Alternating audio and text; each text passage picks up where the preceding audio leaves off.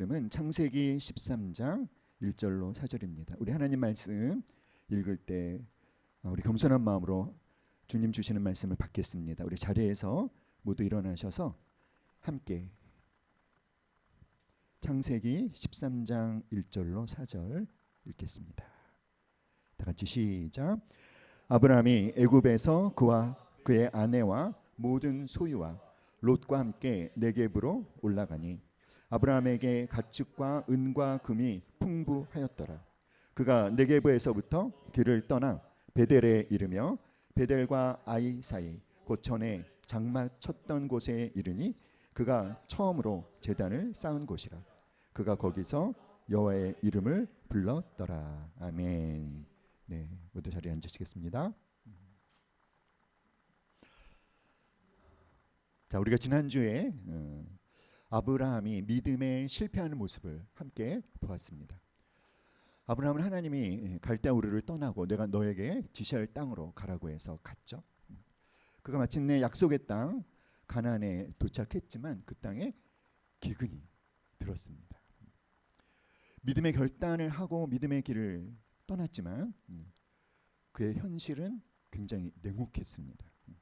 가나안 땅에 대부분 이제 중요한 곳은 그 가나안인들이 다 차지하고 있었기 때문에 그는 변방으로 갈 수밖에 없었죠. 게다가 그 땅에 기근이 들었어요. 약속의 땅에도 기근이 드는가? 약속의 땅에도 기근이 들었습니다. 그러자 아브라함은 하나님이 주신 약속을 까맣게 잊은 채 하나님께 물어보지도 않고 달랑 애굽으로 내려가 버리고 말았어요. 사실 그 당시에는 이제 가나안보다 애굽이 훨씬 더 부강하고 번성한 강대국이었기 때문에 애굽으로 내려갔다라는 표현이 좀 약간 이상하죠.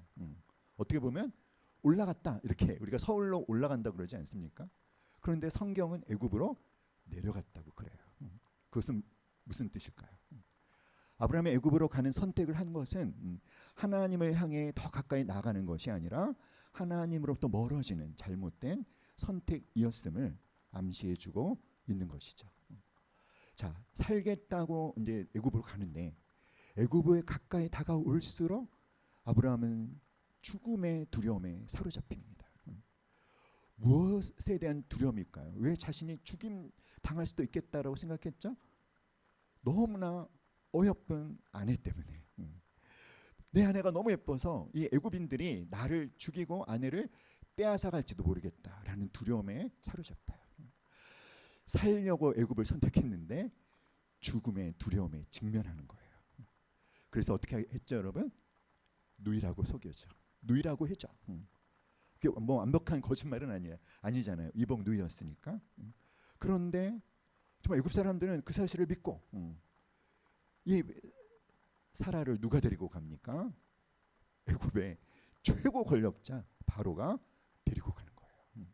그리고 누이 동생을 준 대가로 엄청난 금은보화를 아브라함에게 안겨줬어요. 아브라함이 그 금은보화를 받고 났을 때 마음이 어땠었을까요? 기뻤을까요? 얼마나 자괴감이 들었을까요? 그렇죠? 얼마나 부끄러웠을까요? 얼마나 창피했을까요? 여러분, 지금 아브라함이 어떤 짓을 저지른 건지 아세요? 하나님은 아브라함을 복의 근원으로 내가 너를 통해서 이 땅에 나의 백성을 창조할 그 복의 통로로 그 시작으로 아브라함을 택하신 거거든요. 아브라함과 사라 사이에서 하나님의 백성을 창조하시겠다. 그런데 사라가 애굽 왕 바로에게 가면 하나님의 그 계획이 완전히 말짱 도루묵이 되는 거예요. 아브라함은 그거를 너무 가볍게 생각하는 것입니다. 그래서 어떻게 했죠, 여러분? 하나님께서 직접 나섰잖아요. 거짓말은 누가 했는데? 아브라함이 했는데 재앙은 누가 받았다? 바로가 받았어요. 우리가 지난주에 어떤 말씀을 들었습니까? 교회가 교회답게 제대로 살지 못하면 그 교회가 속한 그 사회가 큰 재앙을 겪는다. 믿는 자들이 똑바로 살지 못하면 비신자들로부터 손가락질을 당하고 비난을 받는 것이죠. 그래서 우리가 지난주 말씀 창세기 12장에서 바로의 애굽 왕의 이 바로가 누구를 책망했습니까? 아브라함을 책망해요. 그러나 하나님께서 아브라함과 사례를 보호해 주십니다. 어떤 해코지도 당하지 않고 애굽을 무사히 빠져 나오게 해 주셨어요. 어떤 교훈을 우리가 지난주에 배웠나요? 아브라함은 믿음에 실패했지만 그 믿음에 실패한 아브라함을 하나님께서는 내버리지 아니하시고 내치지 아니하시고 오히려 그에게 은혜를 베풀어 주신 것입니다. 그를 지켜주셨고 보호해 주셨고 구원해 주셨어요. 자, 이것이 우리가 지난주에 들었던 말씀입니다. 그리고 여러분께 말씀드렸죠. 지금 내 믿음이 얼마나 큰가 적은가, 내 믿음의 분량이 어느 정도인가보다 더 중요한 것은 무엇이다? 나는 믿음에 실패할지라도 그런 나를 하나님은 포기하지 않으신다. 하나님은 반드시 나를 하나님이 원하시는 믿음의 사람으로 빚으신다는 것이죠. 믿습니까, 여러분? 그래서 우리가 다른 것은 믿지 않아도 우리가 꼭 믿어야 할 한 가지는 뭐다? 하나님은 나를 포기하지 않으신다. 하나님은 나를 반드시 믿음의 사람으로 빚으신다는 이 한 가지는 믿자라고 지난주에 말씀을 드렸어요. 자, 오늘 말씀은 이제 그 다음에 진행되는 말씀인데요. 아브라함은 다시 약속의 땅으로 돌아옵니다. 약속의 땅으로 돌아왔는데 또 다른 새로운 시험을 만나는 거죠. 자, 그 창세기 12장에서 아브라함이 만난 시험이 기근으로 인한 시험, 먹을 것이 없어서 받은 시험이었다면 창세기 13장에서의 시험은요, 먹을 게 너무 많아가지고 소유가 너무 많아져서 생긴 시험입니다. 그런데 우리가 이 창세기 13장에서 보게 되는 아브라함의 모습은 12장에서의 아브라함의 모습과는 너무 달라요. 믿음이 너무나 놀랍도록 성장해 있는 아브라함의 모습을 보게 되는 것이죠. 우리 창세기 13장 5절 6절 한번 같이 시작. 롯도 양과 소와 장막이 있으므로 그 땅이 그들이 동거하기에 넉넉하지 못하였으니 이는 그들의 소유가 많아서 동거할 수 없었음이라. 아브라함의 양과 소도 많아지고 롯도 양과 소도 많아져서, 그래서 이 소유가 많아진 것으로 인한 이것 때문에 아브라함과 롯 사이에 갈등이 일어났습니다. 자, 이들이 유목민이지 않습니까? 그럼 뭐가 중요하죠? 목초지와 물이 굉장히 중요한데 이 목초지와 물이 제한된 자원이에요. 그러니까 제한된 자원을 놓고 서로 다퉈야 되니까 이 굉장히 심각한 갈등이 벌어지는 거죠. 이것이 심하면 어떻게 될 수 있을까요? 전쟁이 벌어질 수도 있는 그런 상황입니다. 아브라함과 조카 롯 사이가 완전히 깨질 수 있는 그 위기를 만난 것입니다. 어쩌면 오늘 우리가 대부분 겪는 그 갈등도 소유의 많음 때문에 생기는 것이 아닌가 이런 생각을 해요. 어떤 분이 그러시더라고요. 우리 형제 자매들은 별로 갈등 없이 잘 살고 있습니다. 라고 하는 게 무슨 말인지 아세요? 우리 부모님은 별로 유산을 많이 안 내려주셨습니다. 이런 뜻이래요. 부모의 재산이 적으면 자식들이 별로 안 싸운답니다. 근데 부모 재산이 많으면 피튀기게 싸우는 거죠. 물질과 소유가 많으면 분쟁과 다툼이 일어나는데 지금 아브라함과 롯 사이에도 그런 갈등이 일어난 거예요. 7절 그러므로 아브라함의 가축의 목자와 롯의 가축의 목자가 서로 뭐하고 다투고 또 가나안 사람과 브리스 사람도 그 땅에 거주하였는지라. 결국 다툼이 일어났어요. 결국 분쟁이 일어났죠. 그래서 아브라함의 가축의 목자와 롯의 가축의 목자가 다퉜는데, 그런데 여러분 이 7절에서 어떤 것을 딱 언급해주고 있냐면 거기에 누구도 있었다. 가나안 사람과 브리스 사람도 그 땅에 거주하였다. 이게 무슨 말일까요, 여러분? 사랑하는 여러분, 가나안 사람들이 아브라함과 롯을 지켜보고 있다라는 거예요. 아브라함과 롯은 하나님을 믿는 하나님의 백성들이지 않습니까? 근데 이 가나안 사람과 브리스 사람은 하나님을 믿지 않는, 요즘식으로 말하면 뭐예요? 넌 크리스찬, 비신자들. 여러분, 우리가 알아야 되는 게 뭐냐면 오늘날의 비신자들이 교회에 대해서 관심이 없는 것 같지만 사실은 굉장히 관심 있게 지켜보고 있다는 거예요. 평소에 무관심과 같은데 교회에 무슨 문제라도 생기면 어떻습니까? 얼마나 많은 입방아를 찝니까? 사랑하는 여러분, 여러분의 삶의 현장에서 믿는 분들도 계시지만 믿지 않는 분들도 계시잖아요. 그분들이 우리를 주목하고 있다는 거예요. 나를 지켜보고 있다는 것입니다. 그래서 우리가 조금 이렇게 믿는 사람답지 않은 그런 행동을 하면 뭐라 그럽니까? 아유, 교회 다녀도 별 수 없네. 뭐 예수 믿는다더니 말짱 헛거네. 이런다는 것입니다. 아브라함의 가축의 목자와 롯의 가축의 목자가 서로 다투고 있는 그 현장에 누구도 함께 살고 있었다. 가나안 사람과 브리스 사람들도. 그러니까 여러분, 지난주 말씀에서도 봤잖아요. 아브라함이, 하나님의 사람 아브라함이 제대로 믿음대로 살지 못하니까 바로와 그의 집에 재앙이 내리잖아요. 그리고 바로가 아브라함을 꾸짖잖아요. 근데 또 새로운 상황이 벌어진 거예요. 과연 이 상황 가운데에서 아브라함은 어떻게 이 상황을 지혜롭게 해결할 수 있을까? 또다시 가나안 사람과 브리스 사람이 손가락질을 당하는 일이 벌어질지도 모르는 그런 상황인 거죠. 자, 그런데 놀라운 게 뭐냐면 아까도 말씀드렸지만 창세기 13장에서 아브라함이 달라졌어요. 따라합시다. 우아달. 우아달이 뭘까요? 우리 아브라함이 달라졌어요. 어떻게 달라졌을까요? 자기의 권리를 내려놓는 아브라함의 모습을 우리가 보게 됩니다. 아브라함이 이렇게 말했습니다. 8절 9절 시작. 아브라함이 롯에게 이르되 우리는 한 친족이니 나나 너나 내 목자나 네 목자나 서로 다투게 하지 말자. 네 앞에 온 땅이 있지 아니하냐? 나를 떠나가라. 네가 좌하면 나는 우하고 네가 우하면 나는 좌하리라. 여러분, 아브라함이 그 정말 민감하고 위기의 그 상황 속에서 아브라함이 한 선택을 여러분이 보셔야 돼요. 아브라함이 첫 번째 한 선택은 화평이에요. 화평. 평화. 뭐라고 말합니까? 나나 너나 내 목자나 네 목자나 서로 뭐하게 하지 말자. 다투게 하지 말자. 아브라함은 화평을 선택합니다. 그런데 여러분, 화평이 이루어지려면 꼭 필요한 게 한 가지 있다고 하죠. 양보래요. 양보.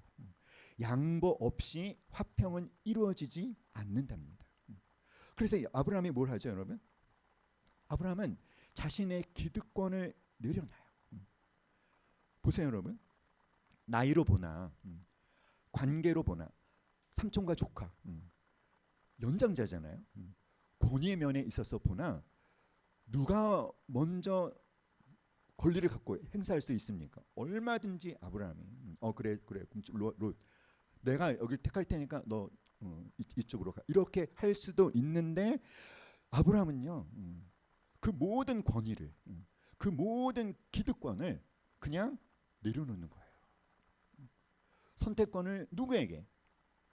롯에게 주는 겁니다. 네가 좌하면 나는 우하고 네가 우하면 나는 좌하리라. 보세요, 여러분. 애굽으로 가면서 자기 혼자 살아남겠다고 아내를 누이라고 속이고 아내를 바로에게 팔아 넘기는 그런 창세기 12장에서의 아브라함의 모습과 창세기 13장에서 우리가 보게 되는 아브라함의 모습은 너무너무 다르지 않습니까? 성장한 아브라함의 모습을 우리가 보게 되는 거예요. 사랑하는 여러분, 아브라함이 왜 이렇게 양보를 할 수 있었을까요? 어떻게 이런 양보를 할 수 있었을까요? 저 같으면 그래? 잠깐 저 볼 것 같아요. 보면서 저거는 내가 한다. 좋은 거 먼저 찜. 그다음에 네가 선택해. 이렇게 할 텐데 포기하는 거예요. 어떤 땅이 풍요로운지, 어떤 땅이 아름다운지 아브라함도 알고 롯도 압니다. 그렇죠? 그럼 아브라함의 마음속에 내가 먼저 저걸 선택하지 않으면 롯이 선택할지도 모른다라는 생각이 들겠어요, 안 들겠어요? 여러분 같으면 어떻게 하실래요? 어떻게 하실래요? 근데 아브라함은 양보하는 거예요. 그래서 우리는 이런 궁금증을 가져야 되겠죠? 어떻게 양보할 수 있었을까? 어떻게 양보할 수 있었을까? 아브라함이 양보를 했다는 그 이면에 아브라함에게 뭐가 있는지를 우리가 묵상해야 됩니다. 뭐가 있었을까요? 따라합시다. 믿는 구석이 있다. 누구를 믿는 겁니까? 하나님을 믿는 거예요. 하나님이 결국은 나를 책임져 주실 것이다. 내가 나서서 내 지혜로, 내 꾀로, 내 머리로, 내 판단으로, 내 상식을 동원해서 내가 내 눈에 보기에 좋은 것을 선택하지 않아도 나에게 가장 좋은 것이 무엇인지는 누가 알고 계시다? 하나님이 알고 계신다. 하나님에 대해서 온전히 신뢰하는 아브라함의 이 믿음의 이 성장한 모습을 우리가 목격하게 되는 것입니다. 사랑하는 여러분, 이제 아브라함에게 중요한 거는 하나님이 자신과 함께 하시는 것.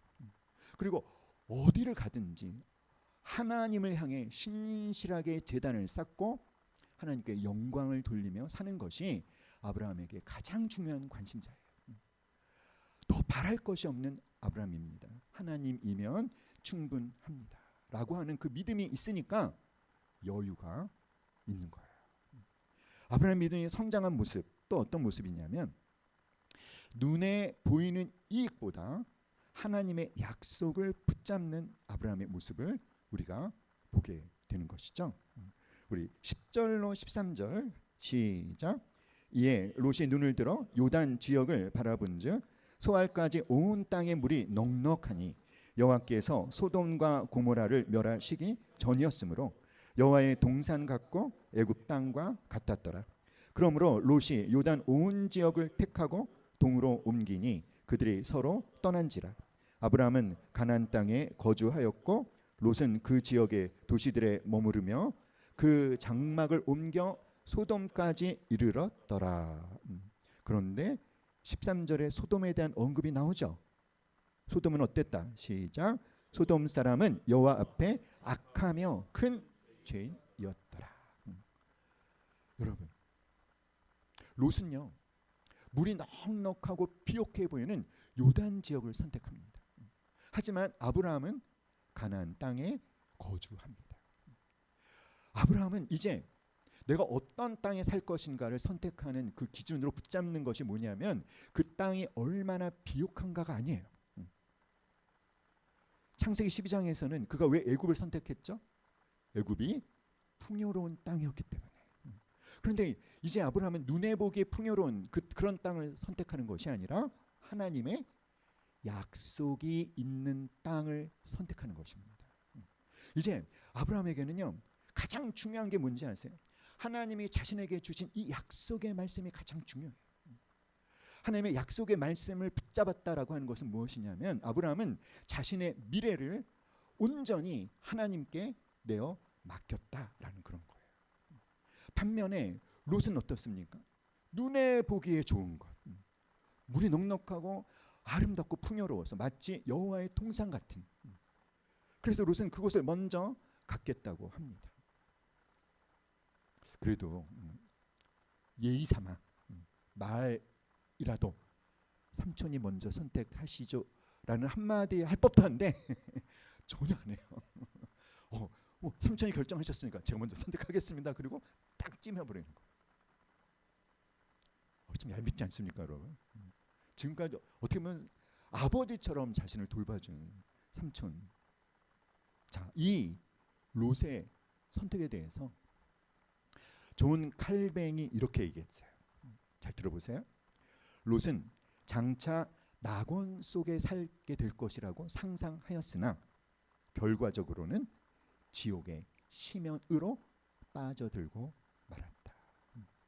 자신의 눈에 보기에 가장 좋은 곳을 선택했는데 결국 어떻게 됐죠? 그 소돔으로 가까이 갔더니 결국은 소돔에 들어가 버렸어요.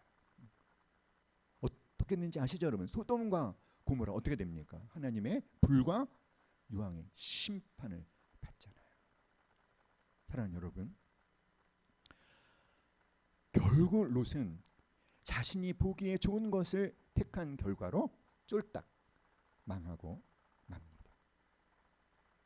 창세기 13장에서 이 롯의 선택과 창세기 12장에서의 아브라함의 선택을 비교해 보면 너무나 똑같다라는 사실을 우리가 깨닫게 돼요. 창세기 12장에서 아브라함이 애굽을 선택한 기준이 무엇이었습니까? 그 땅의 풍요로움이었어요. 그러면 창세기 13장에서 롯이 요단 지역을 선택하고 소돔을 선택한 그 기준은 무엇이죠? 그 땅의 풍요로움입니다. 그런데 창세기 13장에서 아브라함은 무엇을? 눈에 보이는 풍요로움이 아니라 무엇을? 하나님의 약속을 붙잡았다라는 거예요. 그래서 참 궁금하지 않습니까, 여러분? 이 대목에서 우리가 궁금하게 여겨야 할 한 가지가 있습니다. 그래서 던져봐야 될 질문이 있어요. 뭘까요? 그 질문을 갖고 오늘 본문을 다시 살펴볼 수 있어야 됩니다. 뭘까요? 궁금한 거 없습니까, 여러분? 이 대목에서 궁금한 거 없어요? 어떤 게 궁금하십니까? 그렇죠. 아브라함의 믿음이 어떻게 이렇게 성장할 수 있었을까? 궁금하세요, 안 궁금하세요? 얼만큼 궁금하세요? 많이, 하늘만큼 땅만큼? 별로 안 궁금하신 분이 있는 것 같아요. 궁금하십니까? 자, 그래서 제가 본문을 가만히 보니까 이것 때문이구나. 이것이 아브라함의 믿음의 성장을 가져온 것이구나. 뭘까요, 여러분? 창세기 13장 3절 4절 다 같이 시작. 그가 네게브에서부터 길을 떠나 베델에 이르며 베델과 아이 사이 곧 전에 장막 쳤던 곳에 이르니 그가 처음으로 제단을 쌓은 곳이라. 그가 거기서 여호와의 이름을 불렀더라. 아브라함이 애굽을 떠나서 다시 가나안으로 돌아왔죠. 그래서 네게브에서부터 길을 떠나 베델에 이르며 베델과 아이 사이, 자, 이 말씀이 강조하고 있는 곳에 있어요. 베델과 아이 사이가 어떤 곳이다? 그가 가나안 땅에 처음 들어왔을 때 장막을 쳤던 곳. 그곳에서 처음으로 뭘 했다? 하나님께 제단을 쌓았던 곳. 창세기 12장이에요. 창세기 12장 볼까요?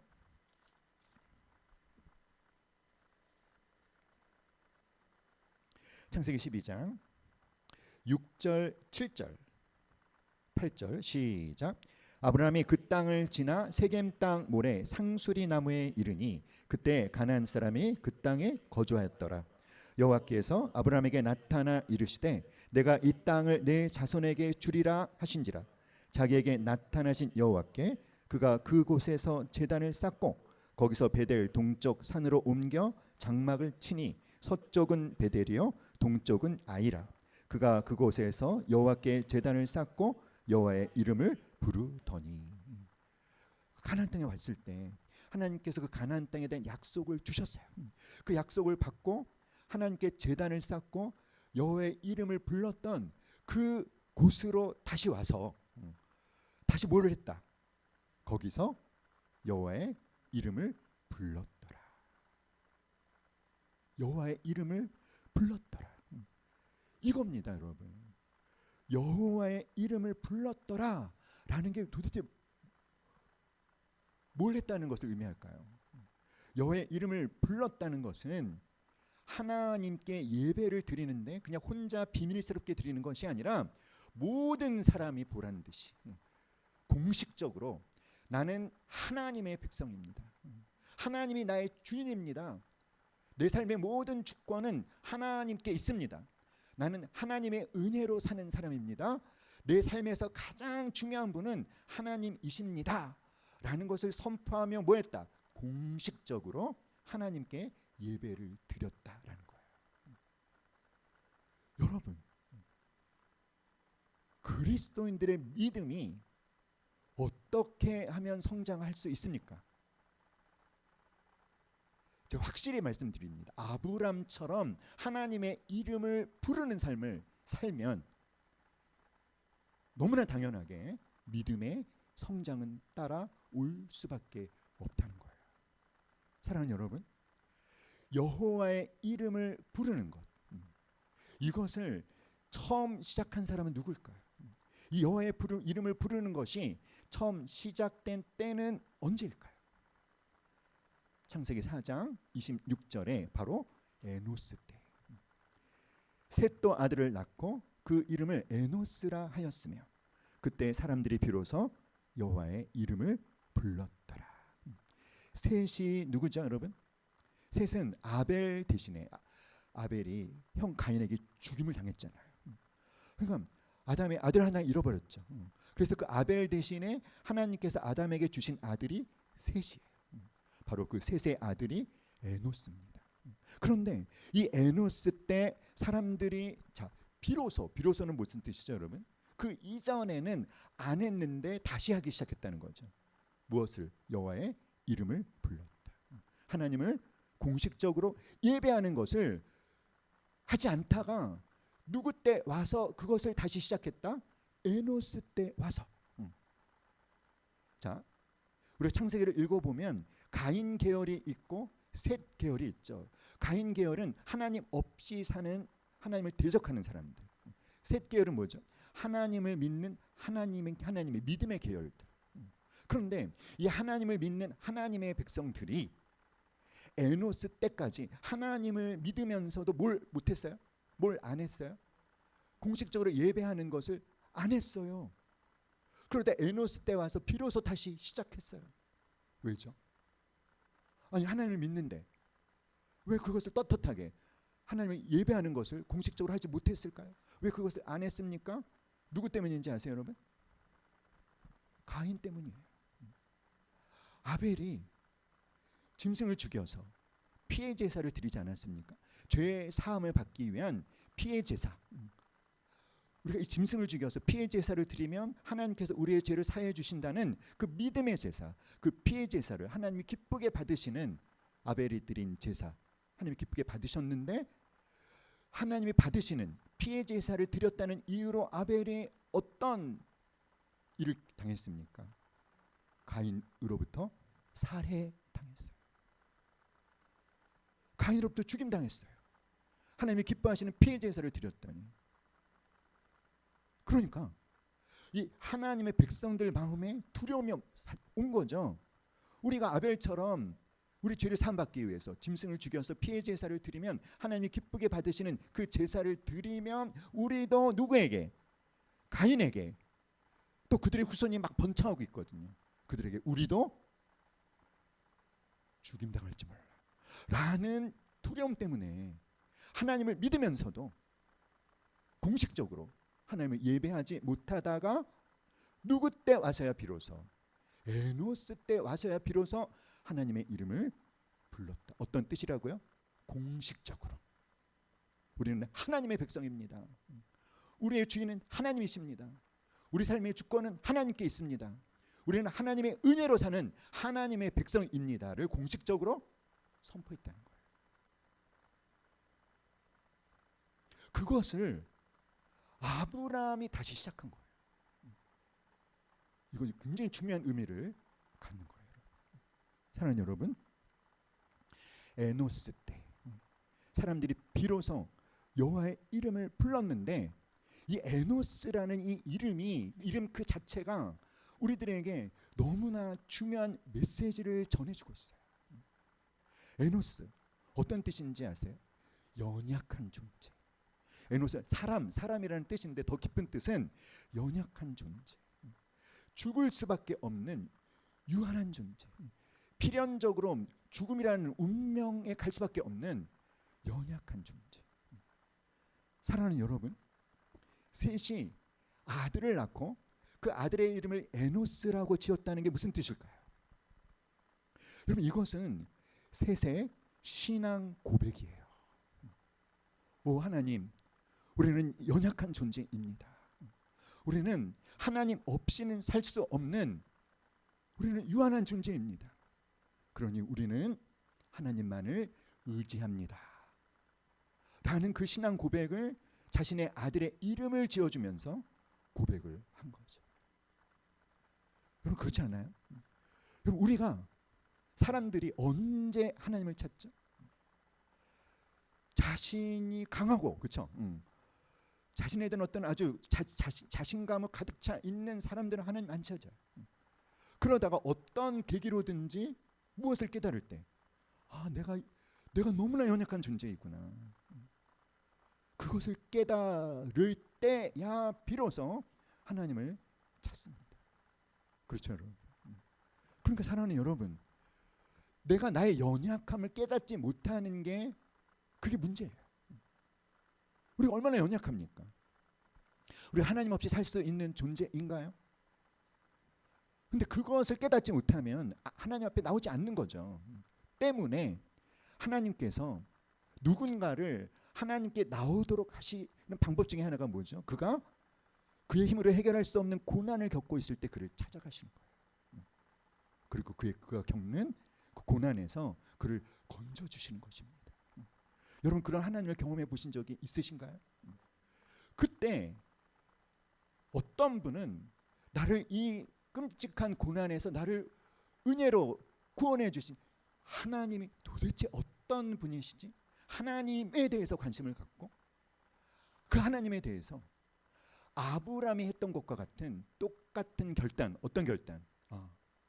하나님이 나의 주인이심을 인정하고 내가 이제부터 하나님을 예배하는 자로 살아야 되겠다. 내 삶의 주권이 하나님께 있음을 인정하고 내가 공식적으로 내가 하나님을 예배하는 자라는 것을 선포하며 살기로 결단하시는 분들이 있는가 하면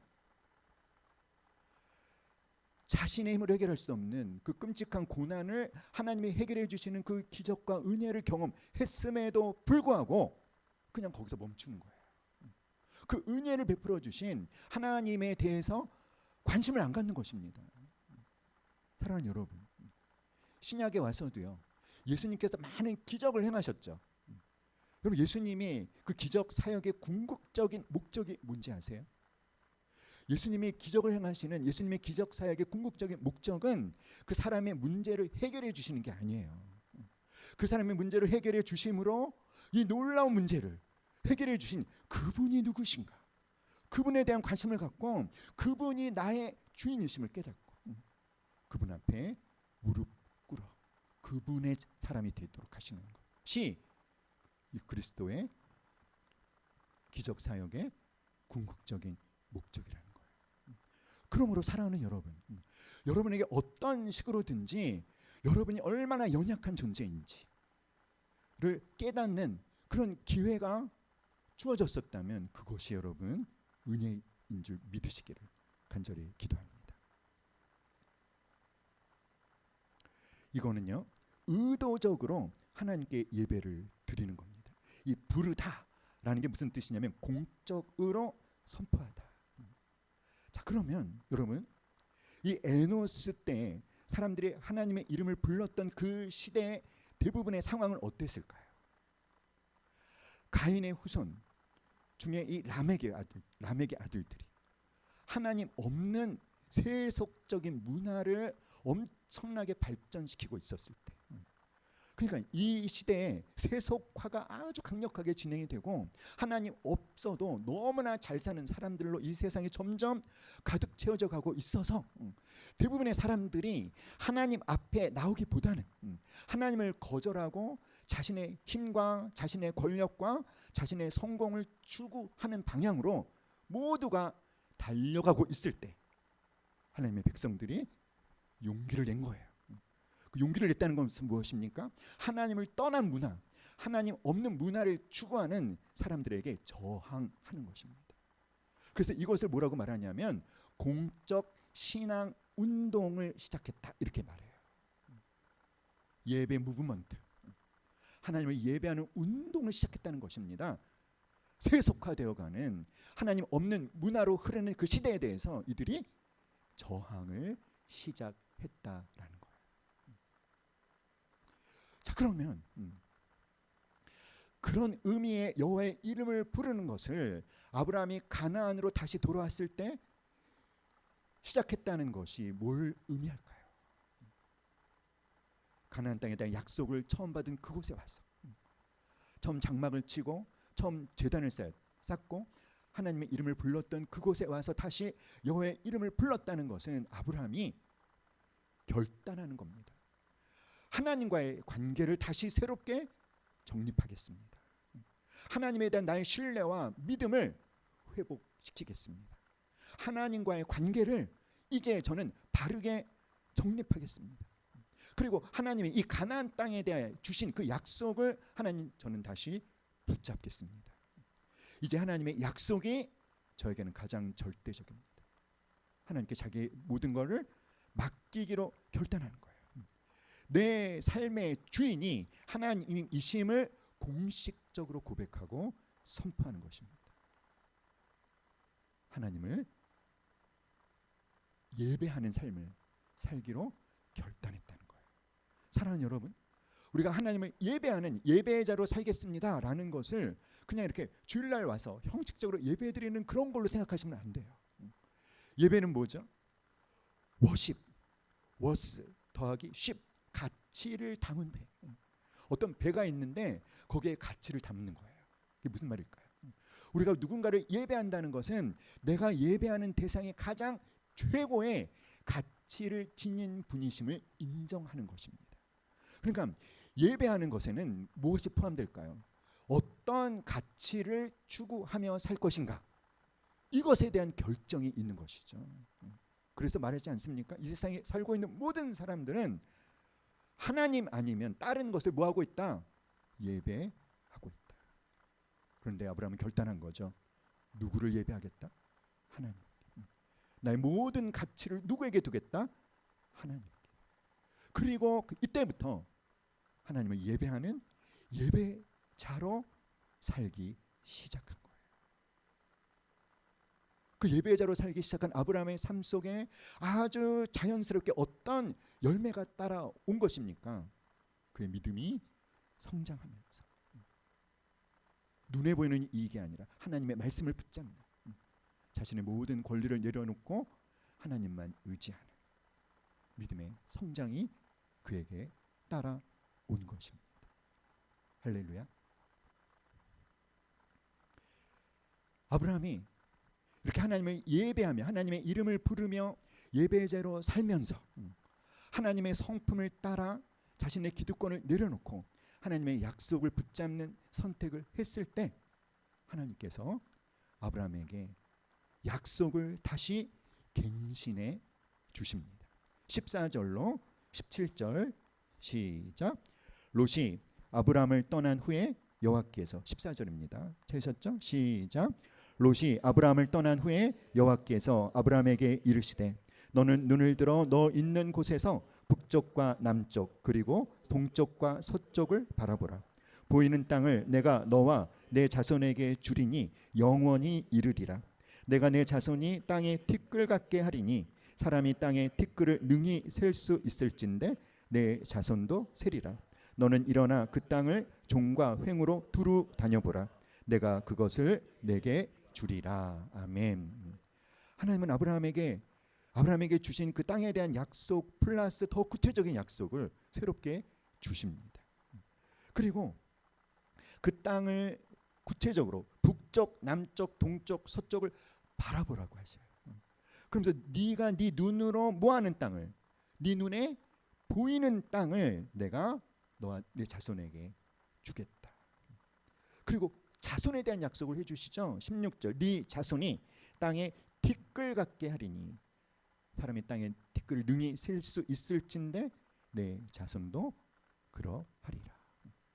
사랑하는 여러분, 아브라함은 가나안 땅에 대한 약속을 창세기 12장에서 처음 받았을 때는요 너무 막연했어요.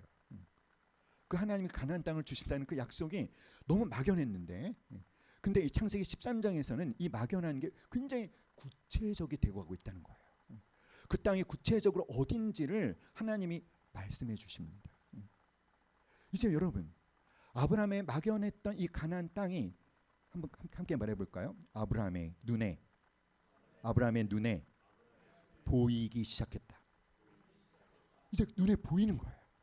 하나님이 내게 주신 그 비전이 이제 눈으로 보여지게 되는 것입니다. 아, 이 땅이 하나님이 내게 허락하시는 땅이구나. 인식이 되는 거예요. 사랑하는 여러분, 아브라함이 하나님만을 의지하고 하나님만을 온전히 신뢰하기로 결단하니까 하나님이 주신 약속의 말씀이 100% 믿어지는 것입니다. 사랑하는 여러분, 믿어지지 않아서 참 답답하신 분 계시잖아요. 깨달으시기 바라요. 어떻게 하면 됩니까? 아브라함처럼 하나님만을 온전히 의지하기로 결단하면 하나님의 말씀이 100% 믿어지기 시작하는 것입니다. 막연히 머리로만 생각했던 그 땅을 하나님의 눈으로 보게 하시고 그것에 대한 무엇을 갖게 하십니까? 믿음을 갖게 해 주시는 거예요. 할렐루야. 그래서 아브라함, 이 약속을 받은 아브라함이 여러분 또 뭘 했을까요? 뭘 했을까요? 18절 시작. 이 아브라함이 장막을 옮겨 헤브론에 있는 마므레 상수리 숲풀에 이르러 거주하며 거기서 여호와를 위하여 제단을 쌓았더라. 여호와를 위하여 제단을 쌓았더라. 다시 뭐 했다? 하나님을 예배했다라는 거예요. 여기서 우리가 아브라함에도 뭘 알 수 있죠? 와, 진짜 아브라함의 삶의 중심이 뭐다? 예배구나. 아브라함은 진짜 하나님이 기뻐하시는 예배자라는 것을 우리가 깨닫게 되는 거예요.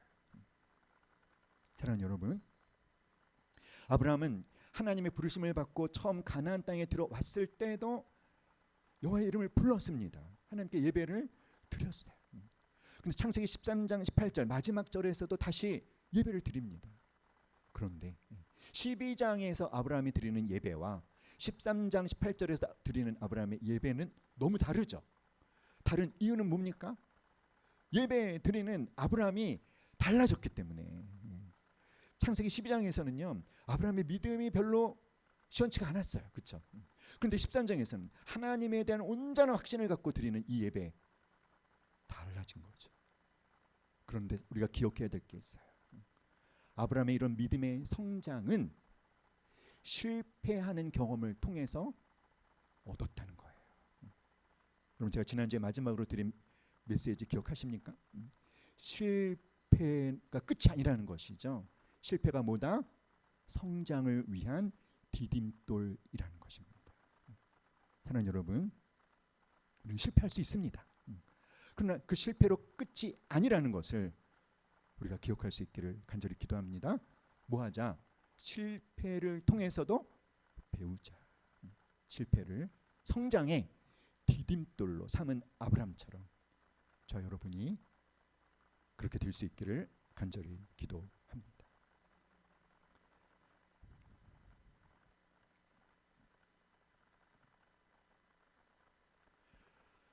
아브라함의 믿음이 어떻게 성장할 수 있었다고요?